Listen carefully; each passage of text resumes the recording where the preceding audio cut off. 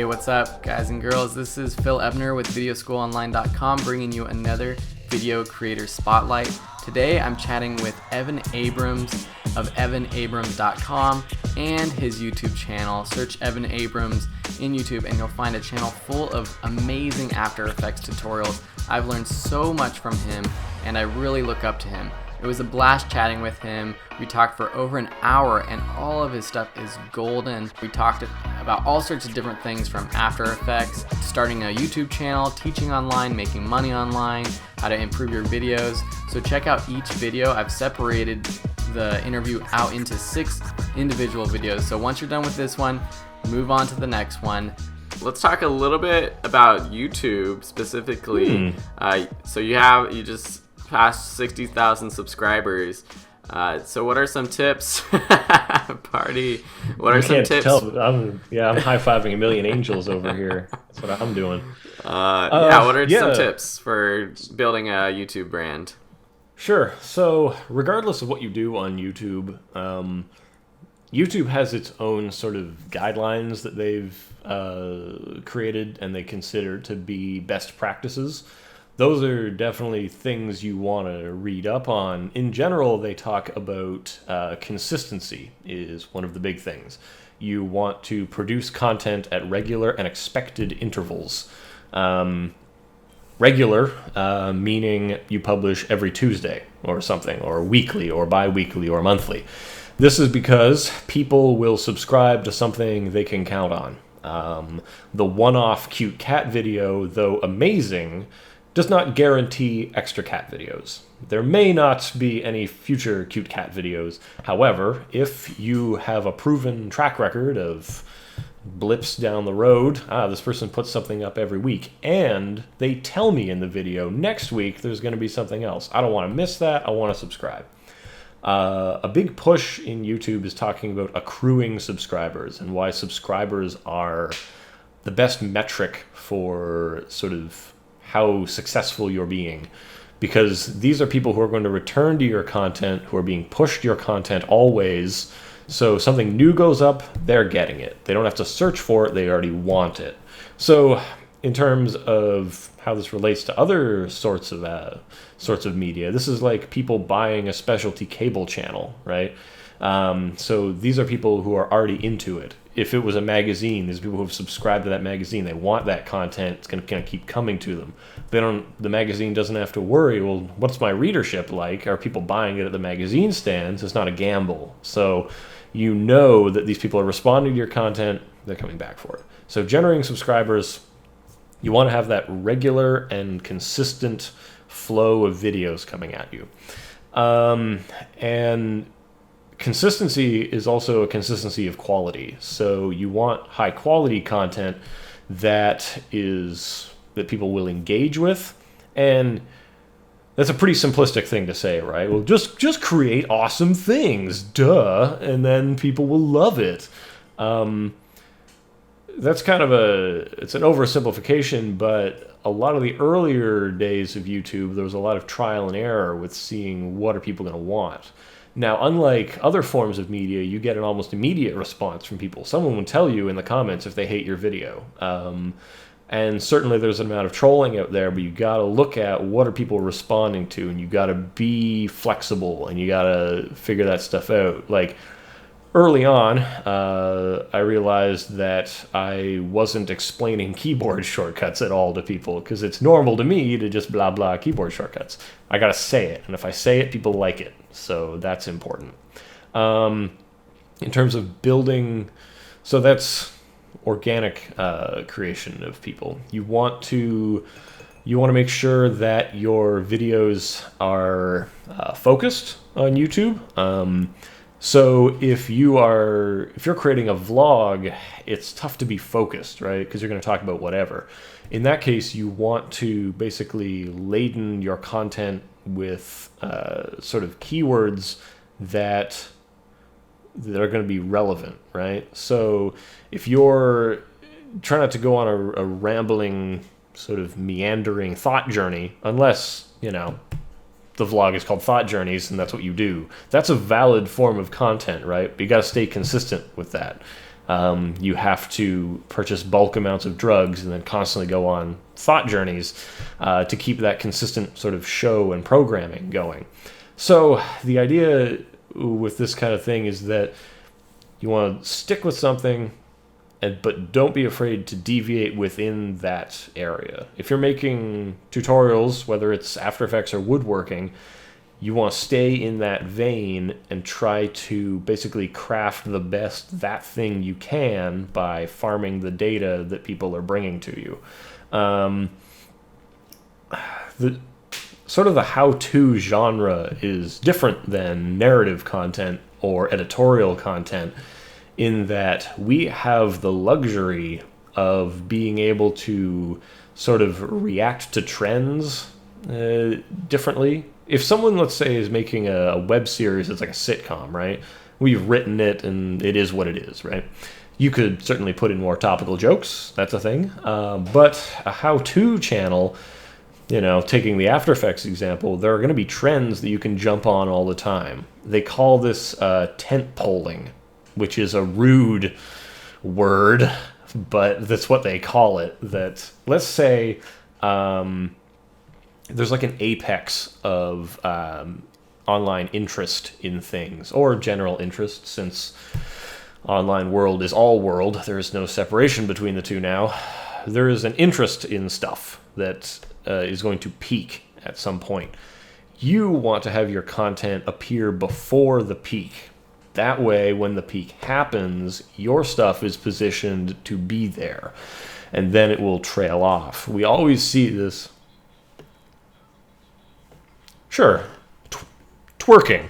We will use the example of twerking.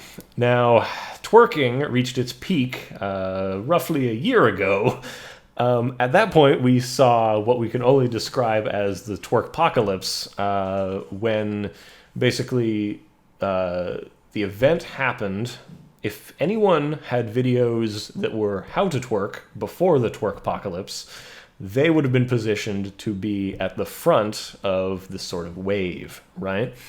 And then they would have ridden the wave all the way down the other side. So in this way, you can look at things like Google Trends to look at how ideas come and go over time. But the big takeaway from this is that you just want to be responsive to what's happening. So if there is a resurgence in artisanal cheese making and brie happens to be the best thing, well, if you're a cheese blog, you want to be on that brie tip right away. You don't want to wait for someone else to give the best how to make brie tutorial. You want to get that one, right? So you got to be fast and react on these things. Another thing, so that's the concept of tent polling. I don't know. Was that clear? Is that good? Okay. All right. Another thing to think about is being aware of how large of an audience you're talking to, and then how you're going to find that audience. So if I'm talking about the artisanal art of brie making, that's a pretty narrow set of people who would ever have those tools, right? Let's take that one step back. What if I just talk about how to make cheese in your own home? That's a broader set of people who are interested in that idea, right? In terms of After Effects, that means talking to the beginner user, because most people have a general problem, and then the pyramid goes up to where the advanced user has a very specific problem, right? Your content should be solving a problem for these people if you're in the how-to business.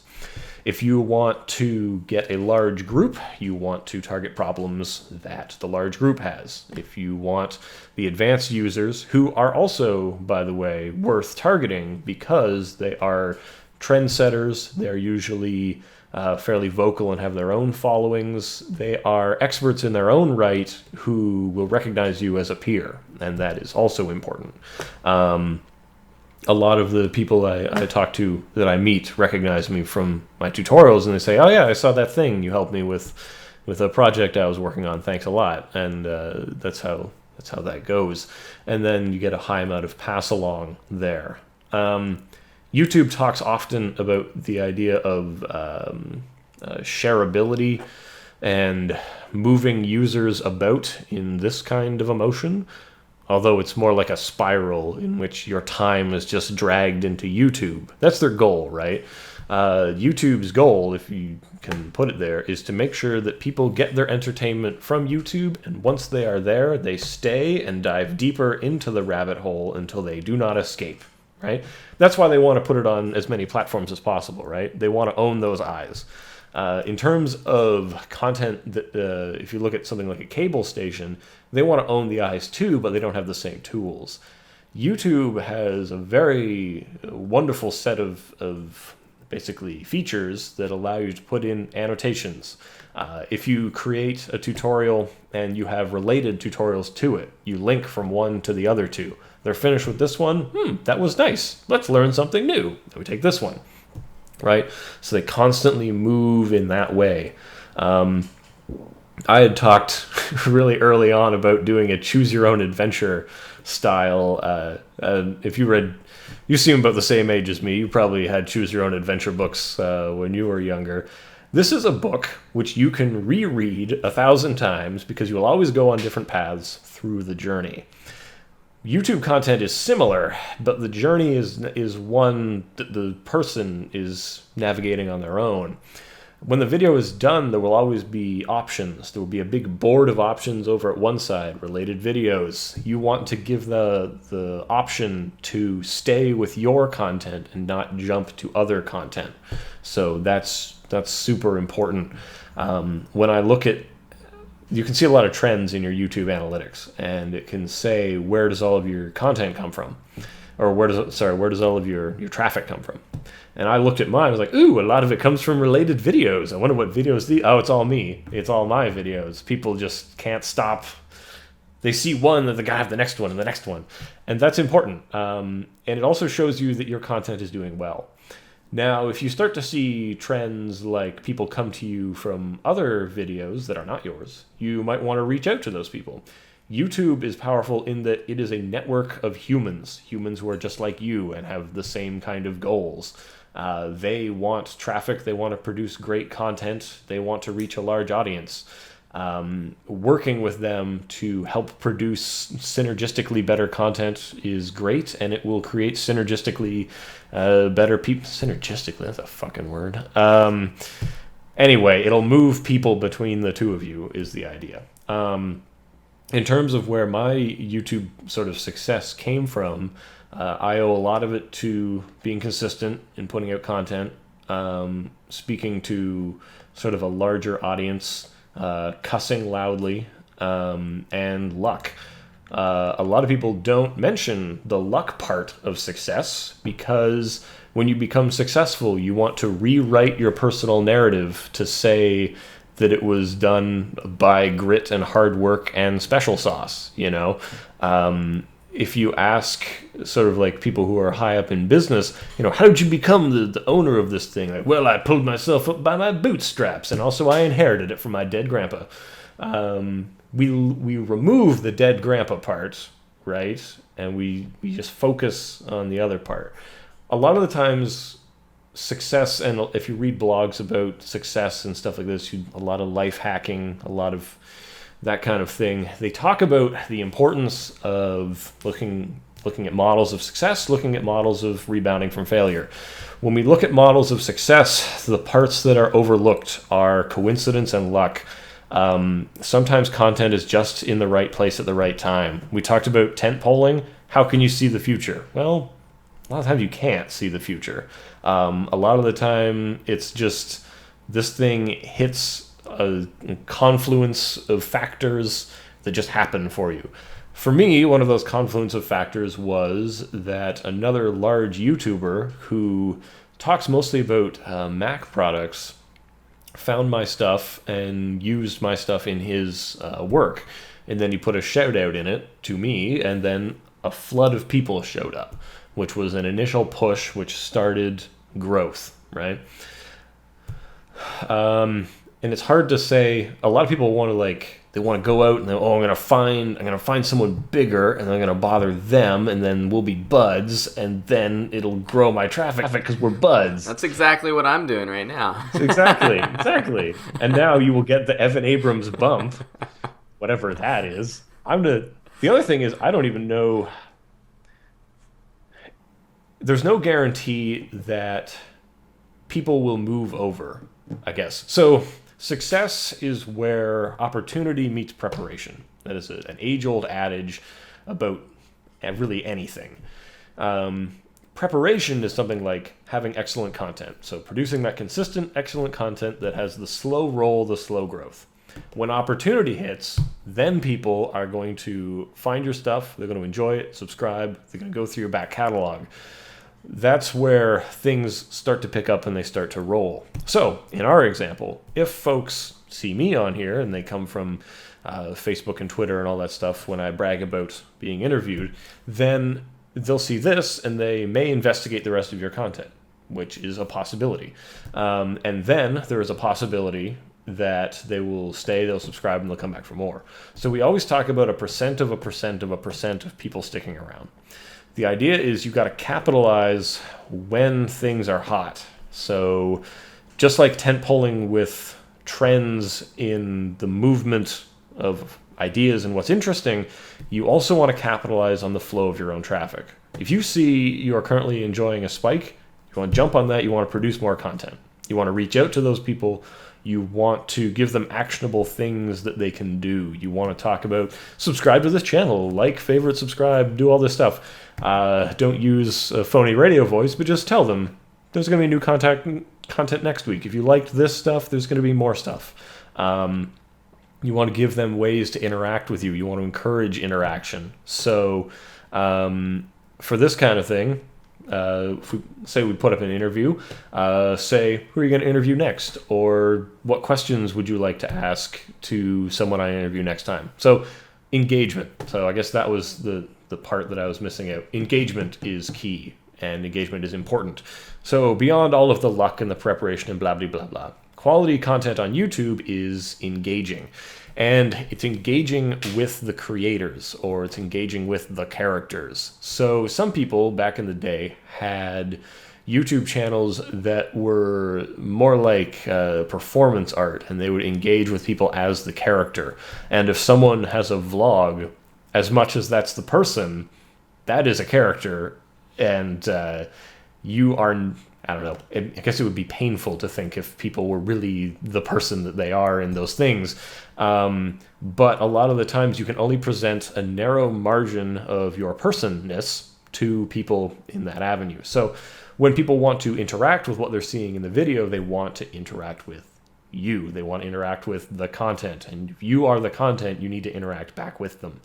If it's a company, if you're a company and people are asking you questions, you need to interact with them because they want the company to speak back to them. YouTube is that lovely sort of asynchronous mode of communication that allows people to have a conversation with you in the content, in the comment zone. But it also allows people to become part of the content. They become part of the conversation. So in traditional media, it's a one-way street, right? The line only goes one direction. In this way, it goes both directions, mostly talking about one direction. But that's a subtle one direction joke right there. But the idea is that if people are talking to you in the comments, you got to talk back to them. I've advised people a lot when they say, should I just turn comments off? I'm getting a lot of negative stuff in here. Should I stop that? No, you should drink their hate like a sweet Gatorade because it means they're engaging with the content. All art or all media should be engaging in some way. So if it's a painting people hate, they're talking about it, they're giving it notoriety. You know, it's evoking strong feelings in them. If the criticisms are things like stop being so racist, you should listen to those comments and stop being more racist, you know. That's the kind of thing where you kind of got to take it in stride. And you got to have a thick hide if you're going to jump into that pool because there are unfriendly people in there. A lot of people have a hard time starting out on YouTube because it is a very personal thing. And you just have to remember that the negative stuff is they're just talking. People are just talking, man. If you were at a party, you have a drink in your hand, you'd probably just blow that off, right? Just, meh, who cares? Who cares? And there's going to be hecklers in every crowd. But, like I was saying, it is a conversation. So a lot of the time in how-to and tutorial-based content, they're asking questions. They say, I don't understand this part of the tutorial. Help me out. They're saying, this was interesting. Could you elaborate on these ideas? Or they say, this is not interesting. Talk about this instead. Or I'm interested in these features. What do you think? So you want to look at those things. You want to farm your own data for the seeds to plant the next crop of excellent content. There you go. So yeah, I guess that's the YouTube channel. Actually, we're running up on an hour, so I think I'm gonna cut the parts. Yeah, I'm gonna kind of wrap this up. I might have to make these all separate little chunks, yeah. but can you? Hey, you just multiplied the amount of content you got out of one day's work, I know. Which is beautiful. But can we get where can people find you? All your places. Sure. People should tweet at me at EC Abrams. Don't do it often because that would be weird, and I think you should do something else with your time. You can check me out on the Facebook. Apparently, I'm not the only EC Abrams on Facebook. Just search for it. You'll know it's me. EvanAbrams.com. I used my name for vanity reasons. And the EC Abrams YouTube channel. I don't think anybody uses Google+, so don't do that. I